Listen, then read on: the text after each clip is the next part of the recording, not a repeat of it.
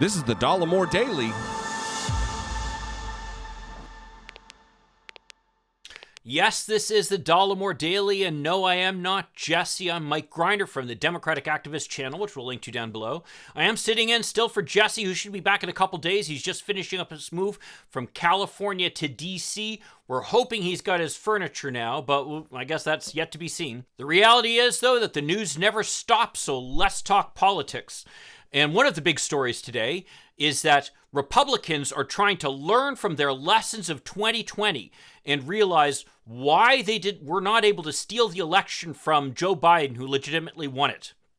And one of the reasons why is that the people who were tasked with administering the elections in state after state would not go along with Trump's big lie that he won the election. I mean, Trump and his lackeys have basically presented the case that the election was fraudulent because he did not win. And that's really a disturbing state of affairs. And it's something, by the way, that we've seen other Republicans follow as well. I mean, look at the general election for governor in Virginia, where Glenn Youngkin stated before the election that he does not believe it would have been an honest election if he were not elected. Now, you have to remember, the current governor, Ralph Northam, is a Democrat. And completely contrary to these claims that somehow Democrats were trying to steal the election, what Democrats did is once it became clear that Glenn Youngkin had won the election, the Democratic nominee, Terry McAuliffe, conceded the election and supported the fact that the people had spoken and that they'd elected a Republican. And this is how elections should be. I mean, after all, it requires in democracies that the losing candidates be willing to step aside and acknowledge the will of the people and support whoever the ultimate winner is. But that's not what we're seeing in the Republican Party now. We also saw this in California before the recall election, where Republican Larry Elder was challenging Governor Gavin Newsom. There, Elder said that, again, the election would be stolen. It would be evidence of fraud if he did not win, which is an absurd allegation on its face in California, where Democrats enjoy a more than 20-point advantage. So why does this matter? Well, in the United States, elections are administered typically, in most states, by elected officials. On a statewide basis, those officials are secretaries of state in most states. And at the county level and at the local level, you have clerks who are administering the local elections. Again, in almost all cases, these are elected officials. But what they've done is they've typically put their duty of administering the election fairly above their loyalty to their political party. This commitment was demonstrated dramatically in Georgia by Brad Raffensperger, the Republican Secretary of State there, who would not bow to pressure, extreme pressure in some cases, from Donald Trump, Senator Lindsey Graham, and other members of the Trump entourage who were desperately trying to pressure him to hand Georgia's electoral votes to Trump, even though Biden had clearly won the state. Now, as thanks for Raffensperger's honesty and commitment to American democracy, he's now being challenged by two Republicans in the primary, both of whom state that he was wrong in certifying the election results for Biden, despite the fact that the voters clearly voted for Biden, and there's no evidence of fraud across the state. One of these candidates, Congressman Jody Hice, has actually been endorsed by Donald Trump, and he's been somebody who's been particularly vocal in favor of the big lie that Donald Trump actually won the election when he did not. Now, given the fact that Secretary of State's elections have generally been viewed as almost a nonpartisan office, and that election administration is viewed as kind of a clerkish type responsibility, these have never really been extremely competitive races. And indeed, in most cases, these are not considered stepping stone offices that lead to higher office, like the governorship or the U.S. Senate. More typically, you'll see that happen with attorneys general. And as a result, it's not atypical to see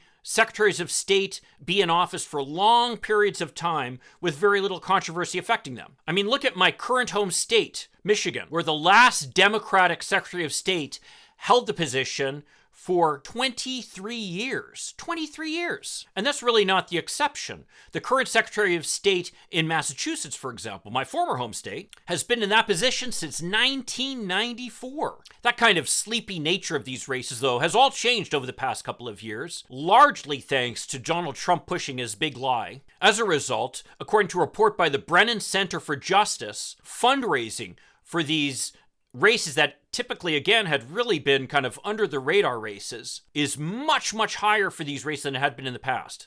In fact, in the key swing states of Arizona, Georgia, Michigan, Minnesota, Nevada, and Wisconsin, the Brennan Center found that fundraising for secretaries of state races is 2.5 times higher than it was at this point just 4 years ago. And again, what's driving much of this fundraising is the grassroots enthusiasm among the right-wing MAGA crowd for the big lie.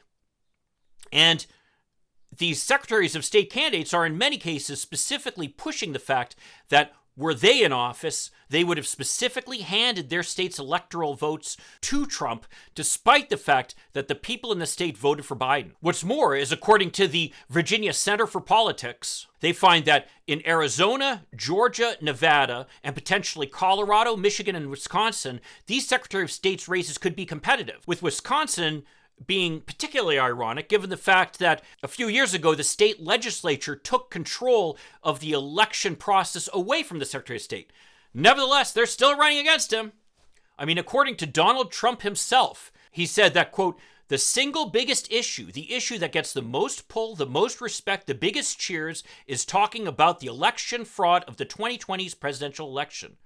That's what he said at a rally in Iowa in October. And I don't doubt it. So he's encouraging Republicans to get involved in these Secretary of State races. National Public Radio conducted an analysis in which they found that 15 Secretary of State candidates across the country are running who specifically espouse the big lie and say that they would have certified the election for Donald Trump despite his having lost the state. Now, you might say this shouldn't really matter, but we have an example of where it mattered, and that's in Georgia, where in 2018, you had a governor's race in which Stacey Abrams was running against then Secretary of State Brian Kemp. Kemp used the power of his office to engage in wholesale voter suppression, doing things such as canceling over 1.4 million voter registrations and putting 53,000 voter registrations on hold, and closing 214 polling places. These changes that he made disproportionately affected communities of colors, particularly black communities. And in a race in which he defeated Abrams by only 50,000 votes according to the official count, those activities on his part certainly might have made the difference. Now, it's going to be interesting to see this year where you're again going to have Abrams running against Kemp in a rematch.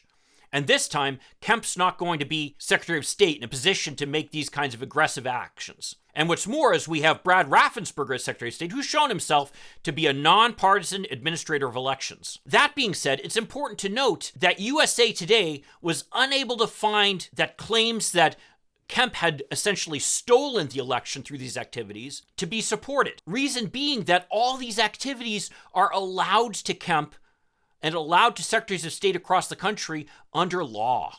So what that means is literally these secretaries of state are given levers of power which allow them to actually make changes that make it easier for Republicans to win. And that's setting aside the fact that in many states, it's up to the Secretary of State to specifically certify the election, as it was in Georgia, where Trump and his allies, again, were pressuring Raffensperger to hand the election to Trump despite the election's results. So where does this leave us? Well, consider this a wake-up call to Democrats and independents and Republicans across the country who care about small d democracy. This is a 4-alarm fire. Democrats need to wake up and get as aggressive about fundraising and supporting honest Secretary of State candidates who believe in democracy the same way that the MAGA crowd is supporting dishonest Secretary of State candidates who want to steal the election for candidates like Trump. If we as Democrats are caught napping by Republicans, we won't necessarily be protected in the next presidential election the way we were with the few honest Republican officials